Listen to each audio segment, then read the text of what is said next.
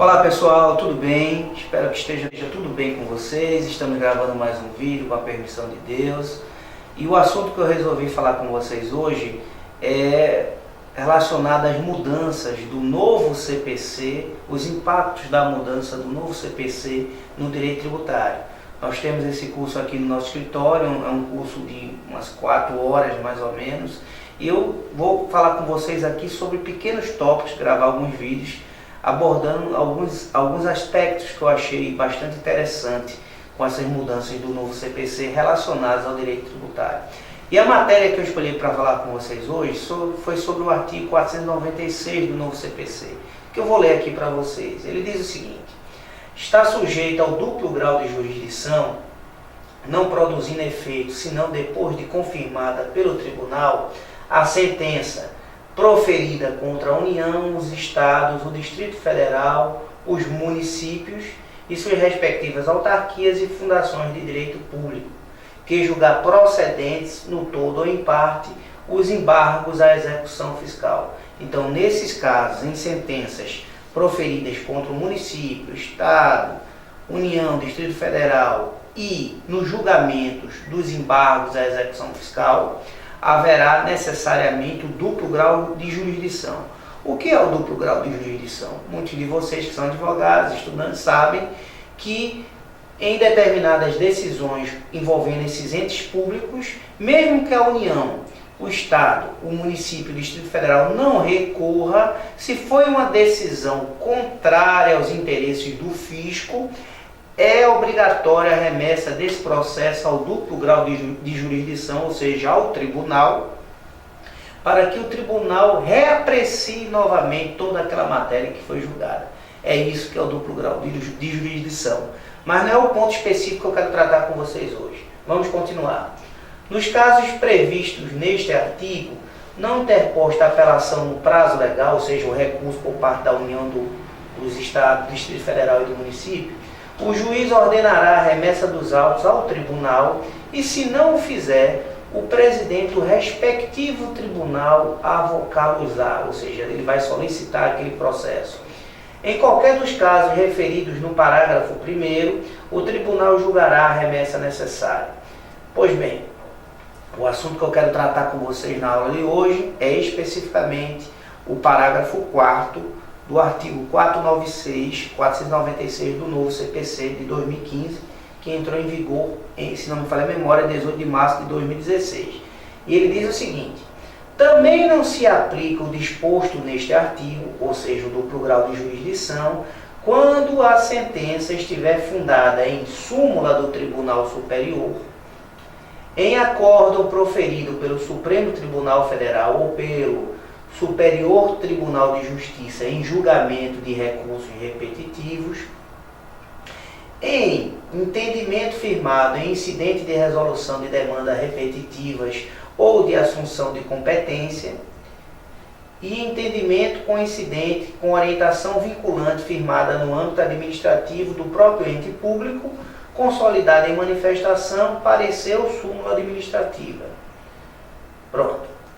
Então, a gente está analisando o artigo 496, que diz que haverá o reexame necessário, o duplo grau de jurisdição, quando houver uma sentença contrária aos interesses da União, do Estado, do Distrito Federal e município, e quando houver uma decisão que julgar procedentes os embargos da execução, ou seja, julgou procedente a defesa do contribuinte. Então, nesses casos, haverá necessariamente a obrigação de remeter o processo para a reapreciação para o tribunal. Agora, o parágrafo 4º diz que não haverá o reexame necessário, ou seja, essa obrigação do processo ser reanalisado novamente pelo tribunal, quando a sentença estiver fundada em súmula do Tribunal Superior, em acórdão do STF e do STJ em julgamento de recurso repetitivo, em entendimento firmado em IRDR, ou seja, em incidente de resolução de demandas repetitivas que surgiu com o novo CPC,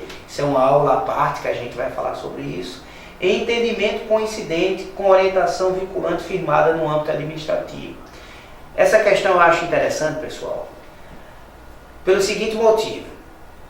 Em abril, se não me falha a memória, de 2013, houve um julgamento do STF que entendeu, não foi um julgamento que envolvesse, digamos assim, a nível, repercussão geral, a nível do Brasil, digamos assim, mas foi um julgamento que valeu apenas para as partes daquele julgamento, que ele entendeu que era inconstitucional a incidência do ICMS e do próprio PIS e COFINS na base de cálculo do PIS e COFINS importação. Então ele considerou inconstitucional por ferir a redação do artigo 145 da Constituição Federal, que dizia que a base de cálculo deveria ser o valor aduaneiro, e determinou a exclusão do ICMS e do próprio PIS e COFINS da base de cálculo do PIS e COFINS importação. Isso foi em março ou abril de 2013. Em outubro de 2013, a própria Receita Federal, espontaneamente, mas ela teve suas razões, não foi beneficiando o contribuinte, não. Isso ela fez porque ela saberia que depois haveria uma enxurrada de demandas contra ela, justamente cobrando isso, a restituição desses valores. Ela excluiu, além do ICMS, a própria Receita Federal, excluiu também o próprio PIS e COFINS de acordo com a orientação do STF, e excluiu também o IPI e o imposto de importação da base de cálculo do PIS e COFINS importação. Então, da base de cálculo do PIS e COFINS importação, deixa eu anotar aqui que fica até mais fácil para vocês compreenderem aqui. Da base de cálculo do PIS e COFINS importação,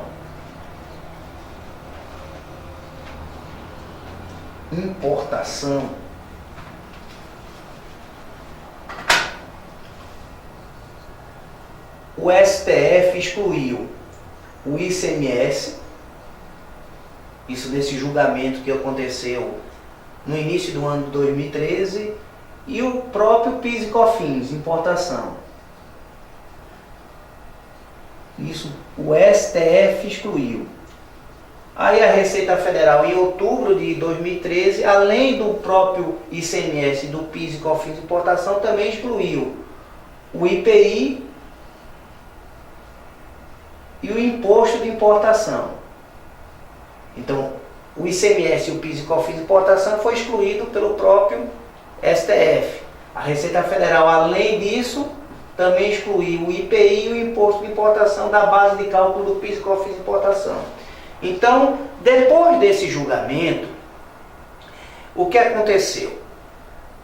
Nós ingressamos com alguns mandados de segurança pedindo que a empresa tivesse o direito de se compensar do que foi recolhido indevidamente, digamos assim, dos últimos 5 anos a título de PIS e COFINS importação, com base nessa orientação nova do STF e com base na própria Receita Federal reconhecendo o direito ter excluído exponente sua de livre e espontânea vontade, também da base de cálculo, o IPI e o imposto de importação.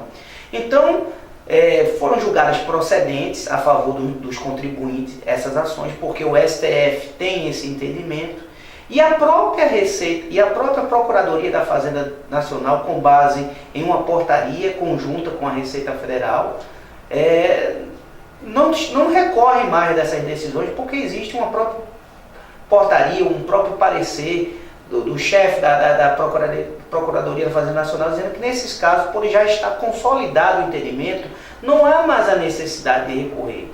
Ou seja, é só ingressar judicialmente com o mandado de segurança, se buscar a sentença e se pleitear administrativamente, depois do trânsito julgado, administrativamente que o fisco restitua através de uma compensação o que foi recolhido dos últimos 5 anos.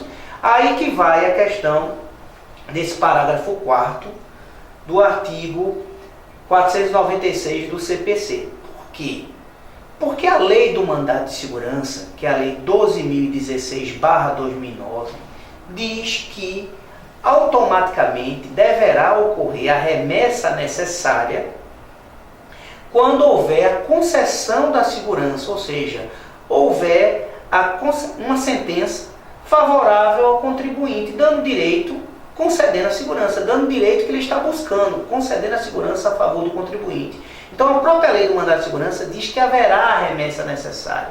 Mas o parágrafo 4º do artigo 496 diz que não haverá remessa necessária quando a sentença estiver firmada em acórdão proferido pelo Supremo Tribunal Federal ou pelo Superior Tribunal de Justiça em julgamento de recursos repetitivos.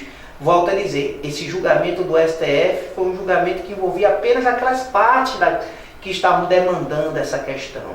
Mas, com base nesse julgamento, os contribuintes ingressaram também com essas ações, também buscando o seu direito. E os tribunais pacificaram, vem concedendo isso. Mas o parágrafo 4º diz que não haverá a necessidade do reexame necessário quando a sentença estiver baseada em acórdão e esse acórdão for proferido em recurso repetitivo. Aí eu deixo a pergunta a vocês.